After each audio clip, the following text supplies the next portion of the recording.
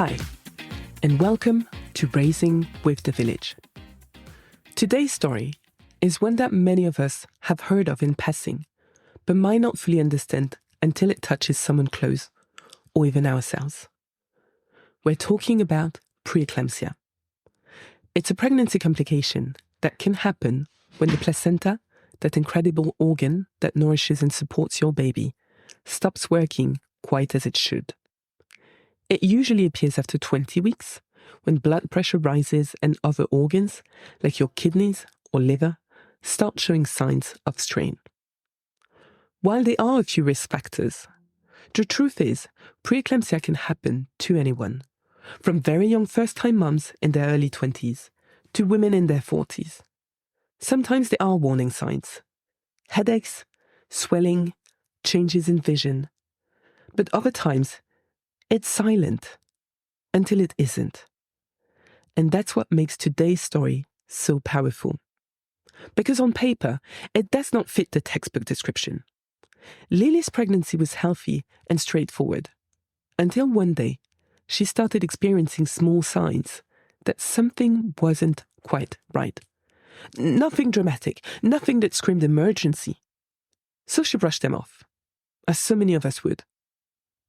It was actually her best friend, who had quietly been keeping track and noticing those subtle changes, who insisted she get checked out.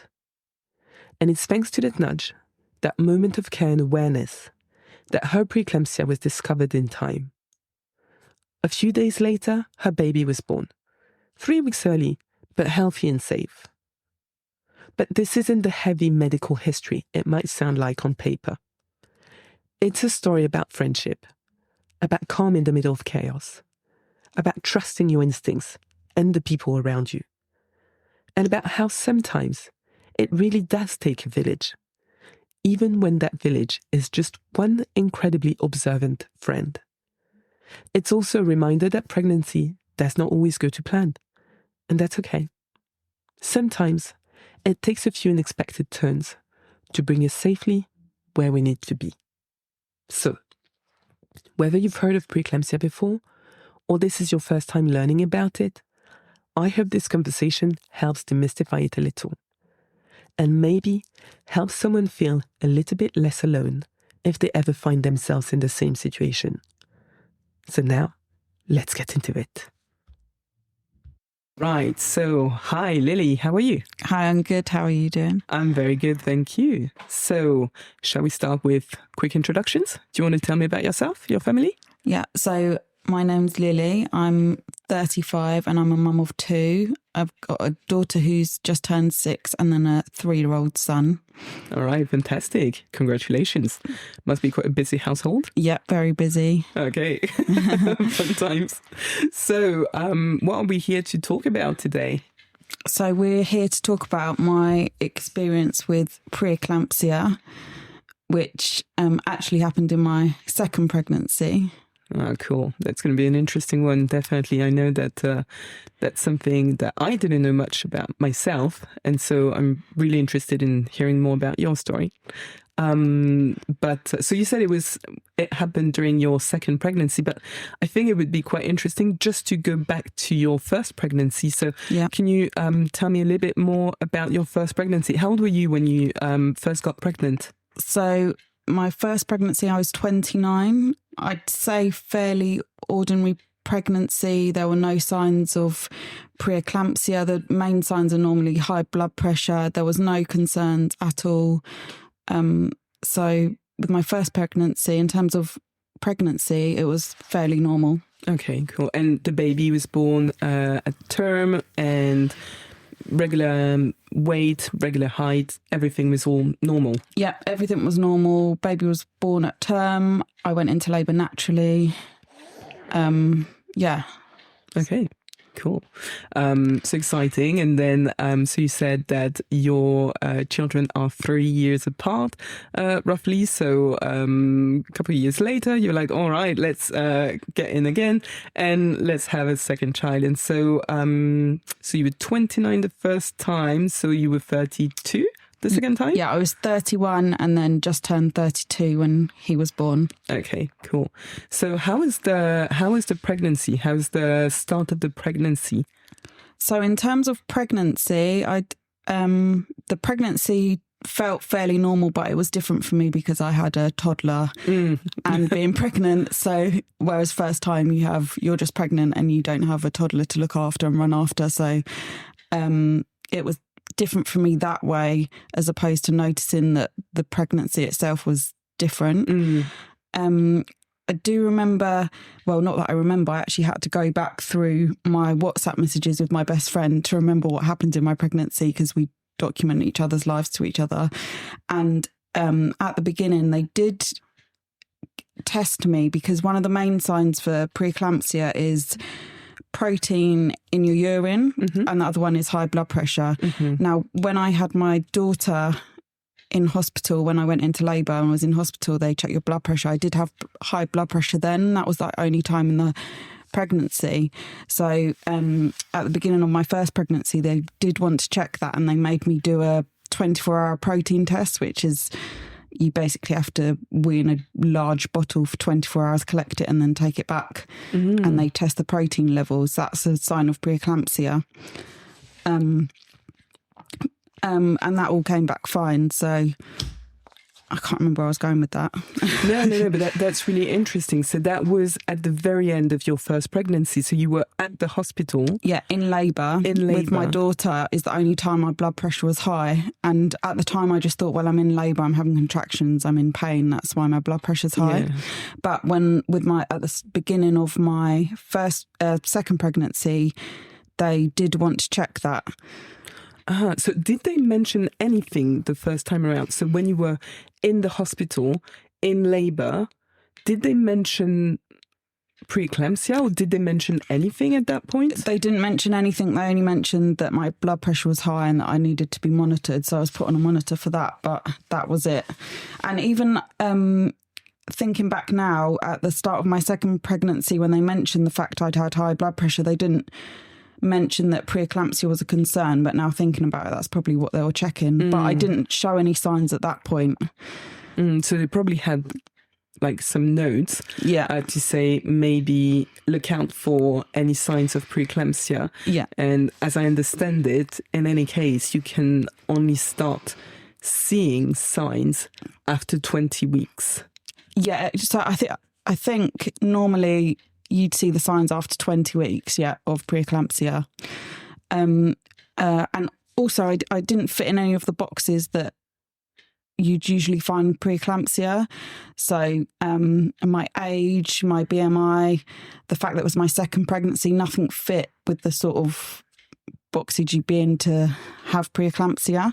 So it was never really something that I was worried about. Yeah, and therefore it's probably not something that, one, you would have researched, and two, that would have been mentioned to you, sort of like not ticking any of the boxes. Yeah. That's very interesting then to see that. Okay, so let's go back. So you said that start of the second pregnancy, obviously things are slightly different because you've got a toddler running around, so you're feeling a bit more tired. It's a different story, but that sort of makes sense. It would be everyone's experience when you're going through a pregnancy after already having kids in the house.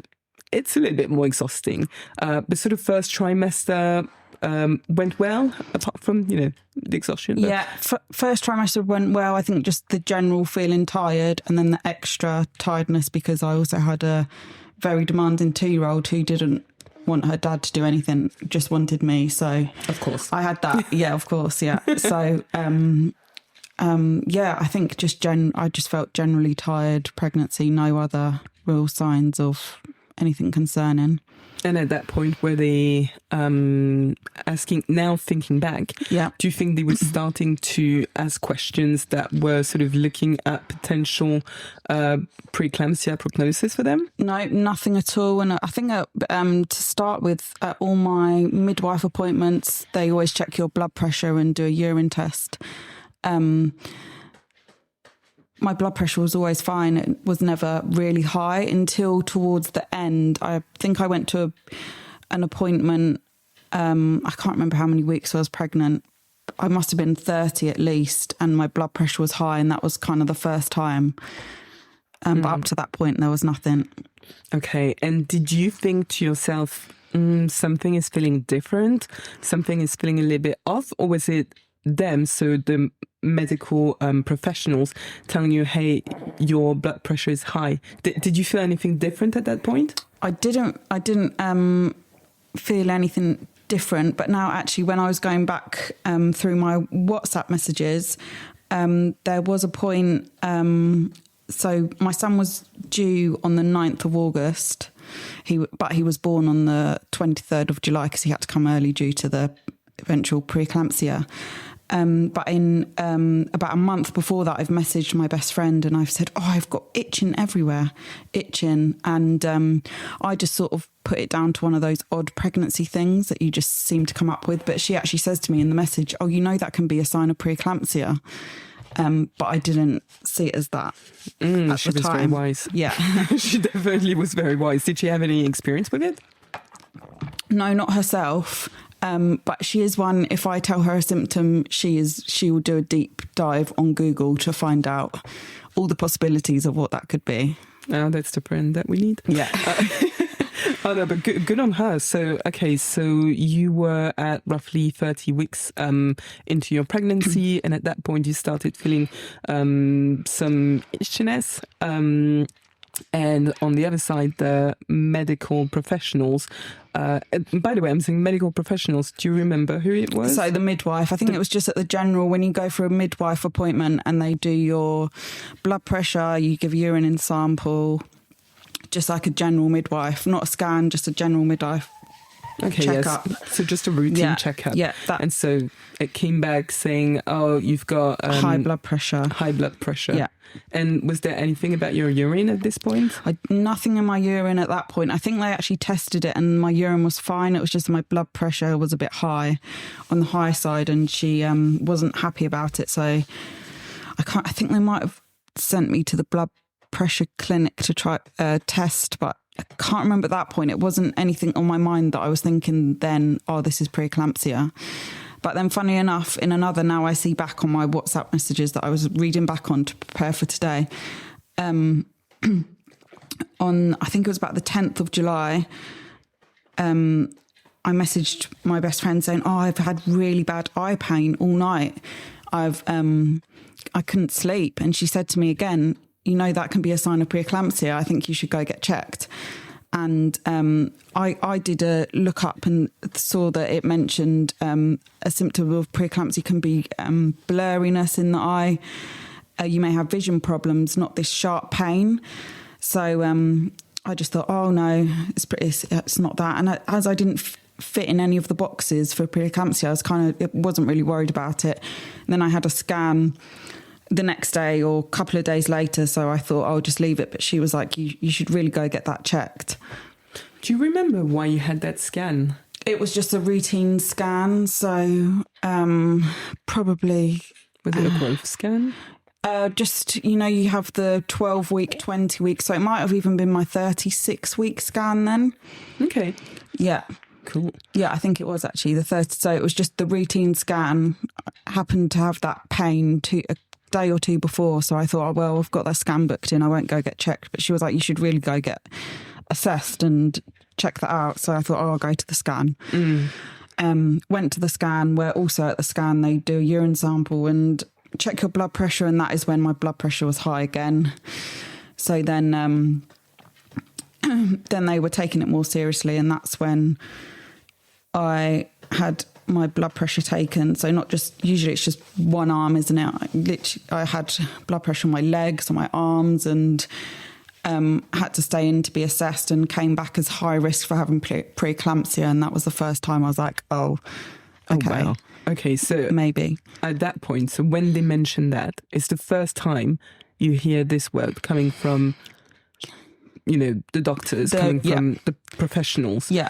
What comes through your mind? Do you remember? Yeah, I think I was, quite then started to worry. Then I remembered, my friend has mentioned a couple of things that I've mentioned to her and said that could be a sign of preeclampsia. And another thing that I had But again, I'd put it down to, so I was heavily pregnant in July in the middle of a heat wave, and I had quite swollen hands and feet, but I was putting that down to being heavily pregnant and it being very hot. But now looking back, that was probably another sign of the preeclampsia. Well, that's so interesting how looking back, you can have a very different reading, but going through it, you're sort of dismissing things, thinking, oh, this is just pregnancy, this is just the heat, this is just, finding lots of kind of reasons explaining everything that's happening. Okay, cool. So let's go back to that moment. So they are, all of a sudden, they're like, okay, we've got to take that a lot more seriously.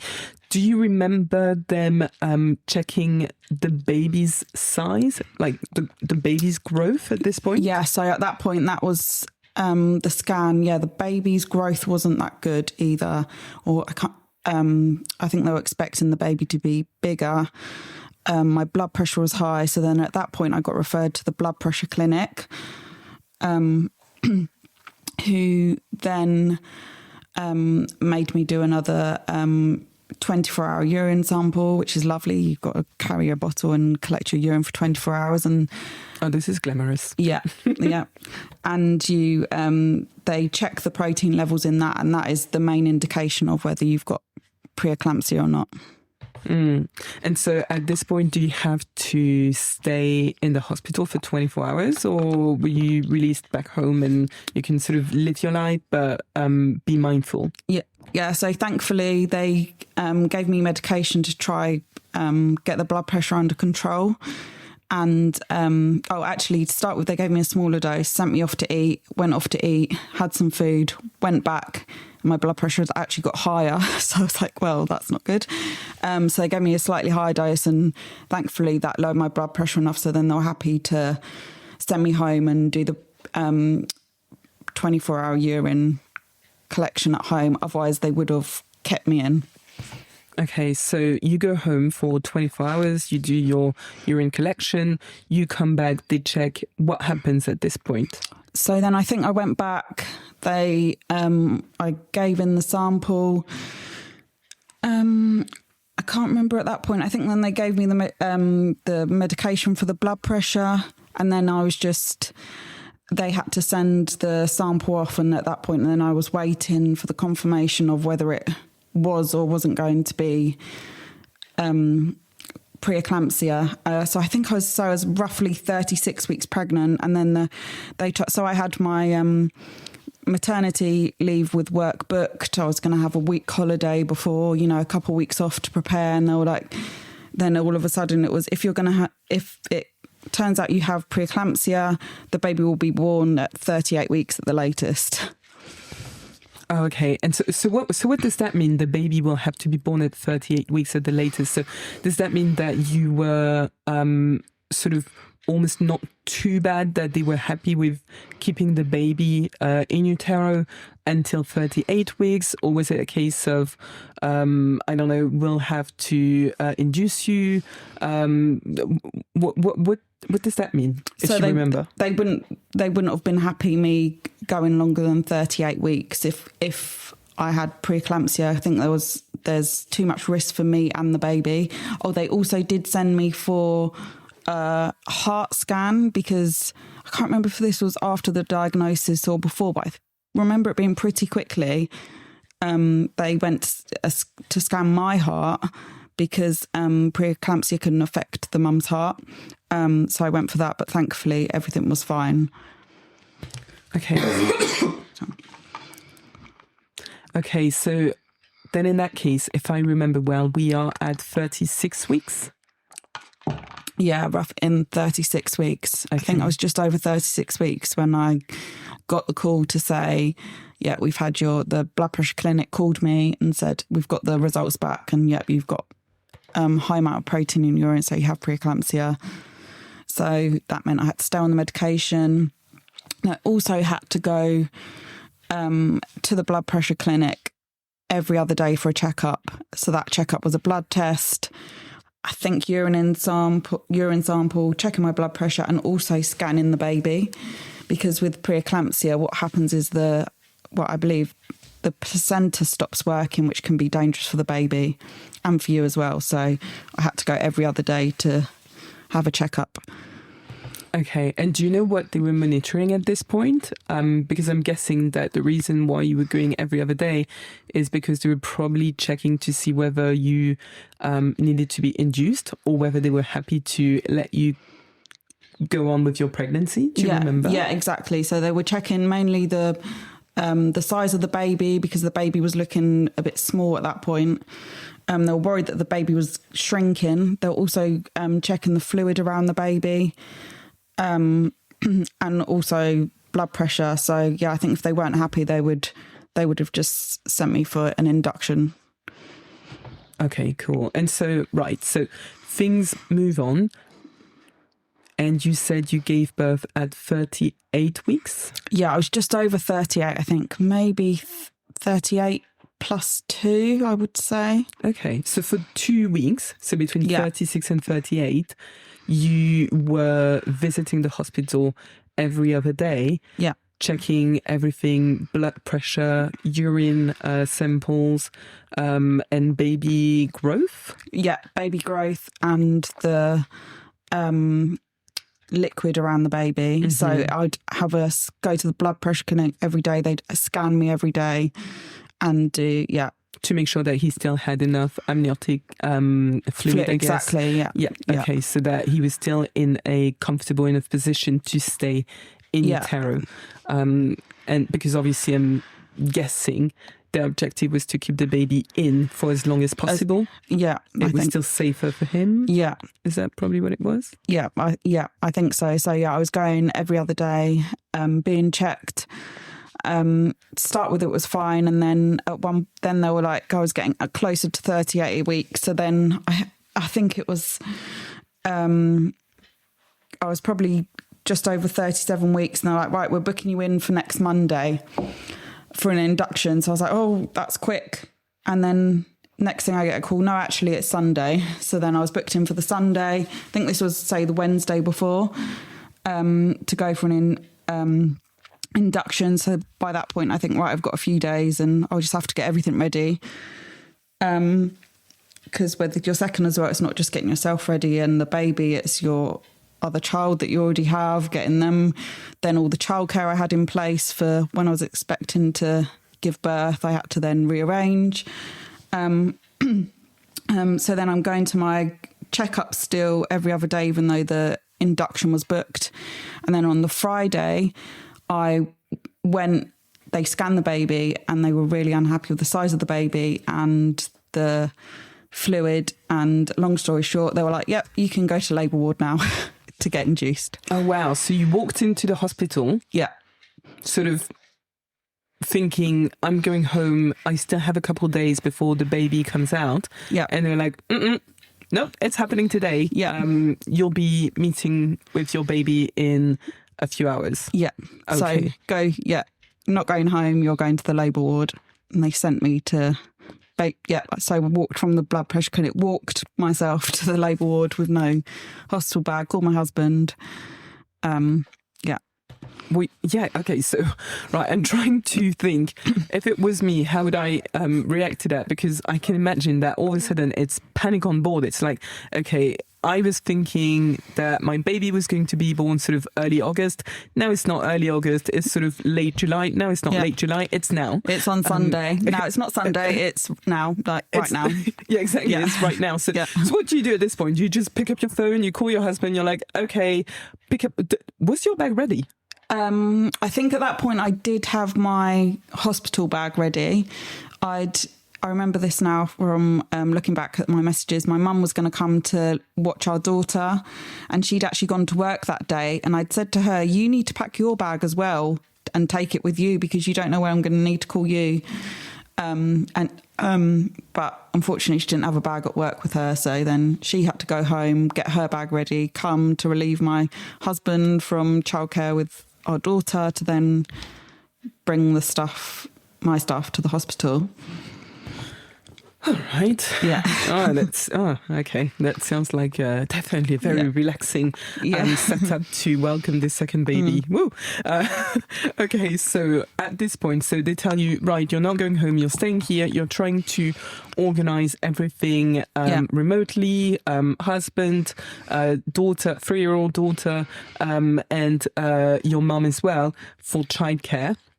What happens at this point? So you move into... so I go to the labour ward. I say I've been to the lady on reception. I say I've been sent from the blood pressure clinic to have an induction, and the lady on reception laughs in my face because they were so busy that it's like, we can't take people.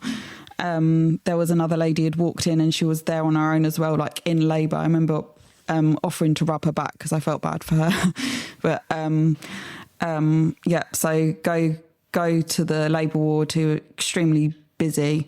So, which actually gave my husband time to get there. So he got there, we went to get food, and then we went back. And then eventually I got a bed on an induction bay waiting to be induced.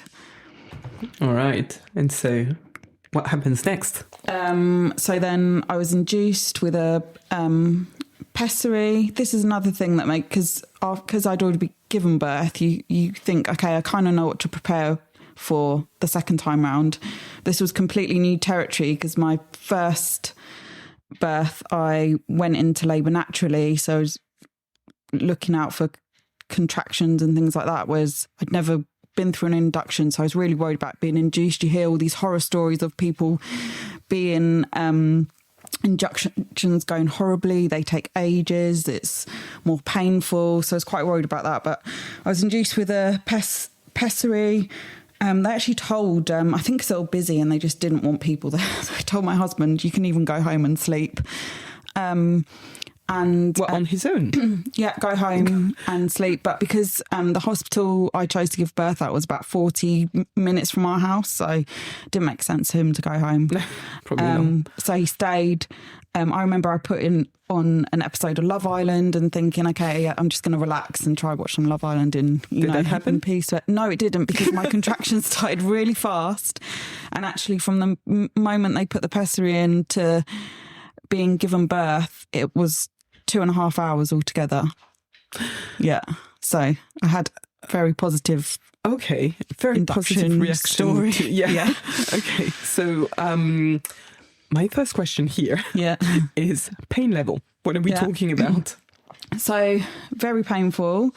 I had a really lovely, I think because they were so busy and understaffed, they had a lady from the home birthing team who came and she showed me a position to stand up and rock my hips. And I just remember doing that in the bathroom there. And really quickly my contractions were getting so painful. So they checked me and I was 5 centimetres dilated. At this point, I'm still on a bay in the induction ward. I haven't actually made it onto the labour ward. So I'm in a bay with 2 other women, I think. And they check me, I'm 5 centimetres. So like, okay, now you're ready. You can go to the labour ward. And at that point, they'd laid me down on the bed. And for my first pregnancy, I did not want to be laying on the bed because I got made to be laid down the whole time on a monitor, which I really didn't like. So as soon as they left, I stood up, and at that point, I could just feel the baby coming.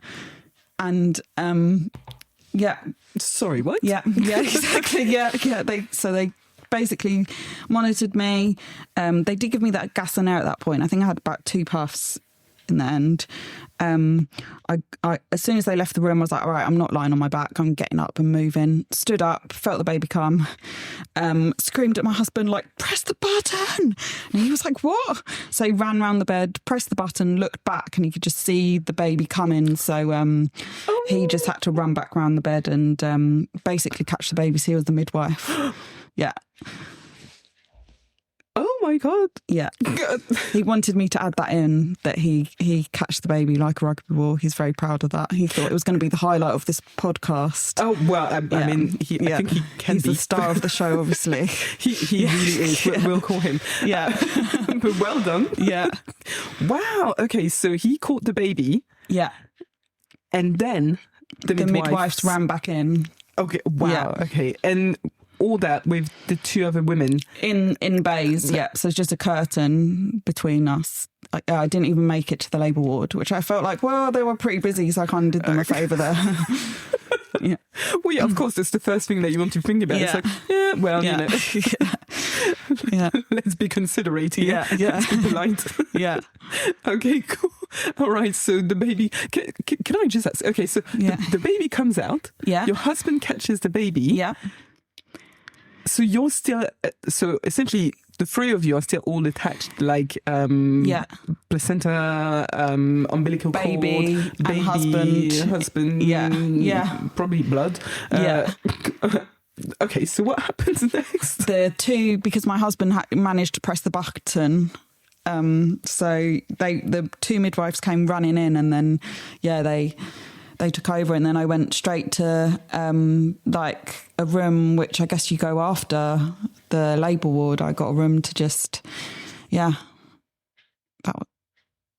Oh wow, okay. Yeah. So do you remember, because so obviously when you give birth, the first part is the baby comes out, and then a little bit later the placenta comes out. Yeah. So do you remember this part about the placenta? Did they have to check your placenta specifically because of preeclampsia? I can't. That's a good question, actually. I would have thought they might have taken it to be sent off, but I can't. Yeah, I can't. I can't remember that, but I think they might have sent it off to be checked because they still don't know the cause of why you get preeclampsia. So. Good question, but unfortunately I can't remember.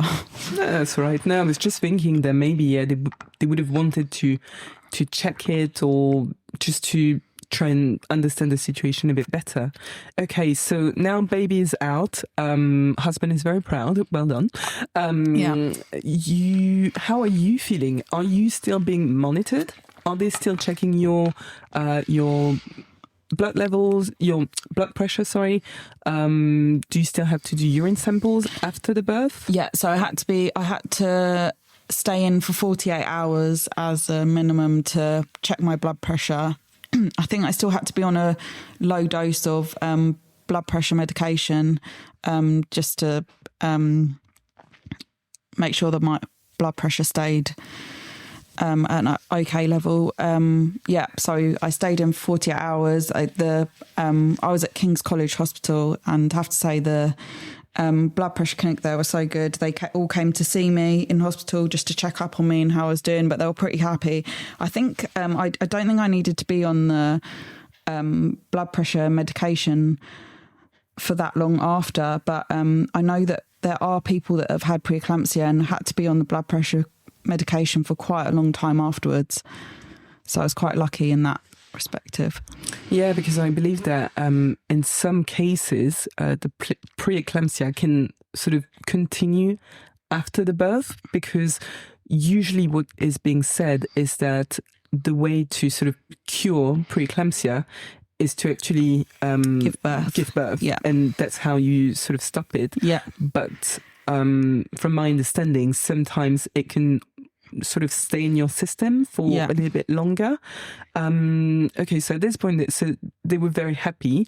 Did they release you after 48 hours? Did you get to go home? Well, they released me, but then the midwife came in and said, "Oh, your baby looks a little bit yellow." So I was literally packing up my bag to leave, and then they tested him, and he had jaundice. So then we had to stay in for that. So not related to the preeclampsia, but. They basically said, "I can go, I'm fine." And then they looked at the baby and said, "Oh, he's yellow," and checked him like, "Nope, you're not going, you're staying." Okay, yeah, I was going to ask, was that as a consequence of the preeclampsia? Was that something completely different? I think it might have been because he was small. So he was only 4 pounds 14 ounces when he was born. So he was very very small. Yeah, especially because he was born at 38 weeks. Yeah. Plus 2, roughly. Yeah. So maybe because of that. Okay. All right. And so jaundice, okay, I didn't... Another subject. Yes, that's another subject, but that's very interesting actually. Yeah. So jaundice, what does that mean then at this point? How long did they keep you in for? I think it was another 2-3 nights. So he needed light therapy. So that was quite hard. So couldn't just sit and cuddle my baby in hospital. He had to, thankfully he could stay next to my bed and have the light therapy there. So at least he was next to me, but I could only take him out to feed him and then put him back. So he had the light therapy for, want to say at least 12 hours. And thankfully that worked because I think his the levels in his blood were quite high, because if that didn't work then he would have potentially had to have a blood transfusion. So yeah, that's it's a tough start of life. Yeah, tough start. Yeah. Okay, so but luckily the treatment worked for him. The treatment worked for him, yeah, and then also they needed him to have a lot of fluids. So then I was feeding him, breastfeeding, and then pumping as well to top him up. So, and thankfully that worked. How was he with his feeding? Yeah, he was fine. Very good feeder. Yeah. That's good. Good job. Good job on him, and good job on you, I guess. Yeah, and took a bottle, unlike my daughter. So that was helpful. Well done. With the top ups. Yeah, it's not easy. Yeah. And so you went home. So let me try and remember. We said it was 48 hours for you to be released, or 48 hours for them to monitor me. Yeah, to monitor you and be happy with where you were. And then it's another, did we say 72 hours? Yeah, I think it was either 2 or 3 more nights. I can't remember, but I think in total in either 4 or 5 nights after having him. Yeah. And so what happens at this point when you go home after 5 nights? So first of all, obviously there is, introducing baby brother to big sister, and mother or grandmother who was at home. But from a medical point of view, what happens at this point? Did you have a specific follow-up, medical follow-up for the both of you, actually? Yeah, I'm sure I had to go back to the blood pressure clinic for a checkup to check my blood pressure. And thankfully, for me, it was fine afterwards. I was on blood pressure medication for a little bit, but not long at all. So, and they'd already checked scanned my heart while I was still pregnant, and that was fine. So, thankfully afterwards I wasn't ill or anything from the pre-eclampsia, because I know that isn't the same case for everybody. What about your body shape? Because you said at some point that you had a bit of swelling, and you had so you didn't say blood vision, but you said that you had eye pain. Eye pain one day, yeah. Did it all come back to normal? Yeah, I think so. Yeah, the swelling definitely went down pretty soon after, and yeah, I think that eye pain, that went as well. Okay, and so what about baby? Was he being checked, monitored after that? Do you remember? I don't think so. I think that with him, they were more worried about the jaundice than anything to do with the preeclampsia. They're just checking that his size and growth, and yeah, he did really well from that side. So they didn't have to check him.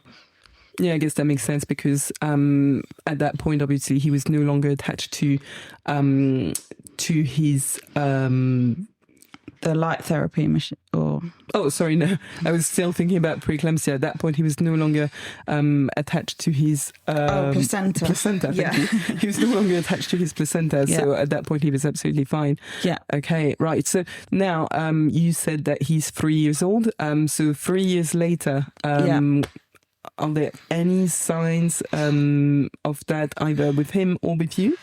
I don't think so. I think to start with, when he was a baby, he was noticeably very small because he was only £4, 14 ounces. So he was always tiny. But now I think he's sort of caught up. He's very, he's got taller, and he's not really small. That's great. That's what we want to hear. And as for you yourself, has anything been mentioned? Is there anything that you need to look out for? that you need to check? No, not that I don't think so. Or if they did tell me, then I've forgotten. But no, that's it. I think I was fine with all the follow-ups that I had at the blood pressure clinic, and yeah, they were happy for me to go.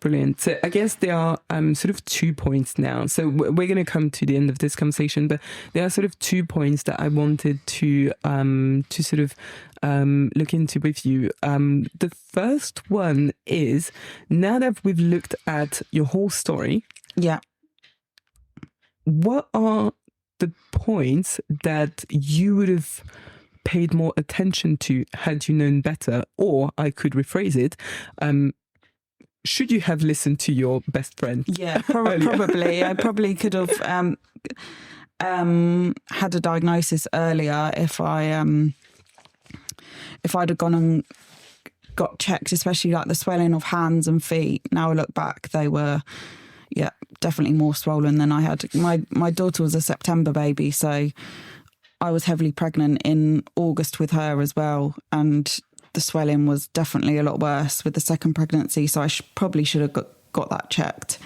But I feel like when you're pregnant, there's so much going on and so many changes with your body that you're always thinking, oh, do I need to get that checked? And you don't want to be a burden, but you just got to think you're never a burden. Just if you think of something you're not quite sure, just go get it checked.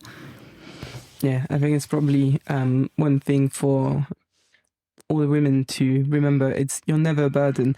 If you've got a question, if you've got something that doesn't feel quite right, just go and get it checked, because really it's only 9 months of your life for this pregnancy, or other pregnancies, but you really want to make sure that things are going as well as possible at the end of the day. Yeah. And actually that leads me to my final question, which is, what would you say if you were to talk to another woman in this position, or if you were to talk to the Lily of a few years ago?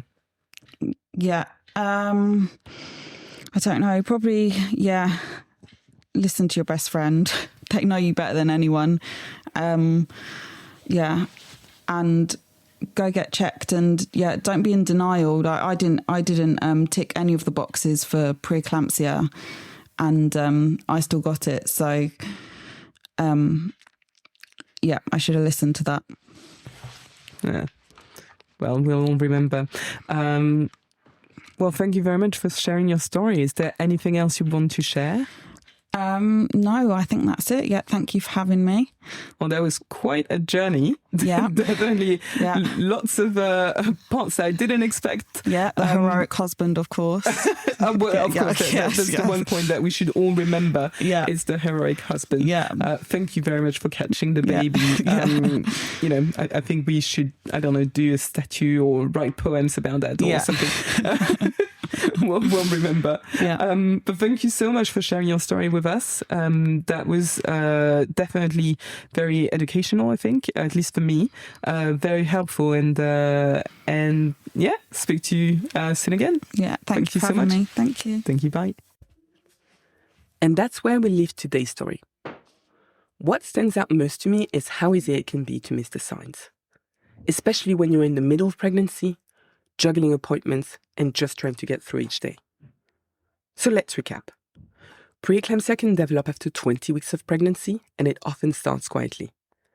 Things like persistent headaches, sudden swelling, especially in the face or hands, changes in vision, or upper abdominal pain can all be signs that something isn't quite right. Sometimes it's high blood pressure that's only been picked up at a routine checkup. But the important thing is, if something feels off, always talk to your midwife or doctor. Even if it seems small, it's worth checking, because you know your body best, and early detection really can make all the difference for you and your baby. If you'd like to learn more about pre-eclampsia, I'll leave some trusted resources in the links and the show notes. Thank you so much for listening to Raising with the Village. If you'd like to share your own story, whether it's about pregnancy, parenthood, step-parenting, or simply the ups and downs of raising tiny humans, I'd love to hear from you. You can reach me via the website raisingwith.co.uk or find me on Instagram at raisingwiththevillage.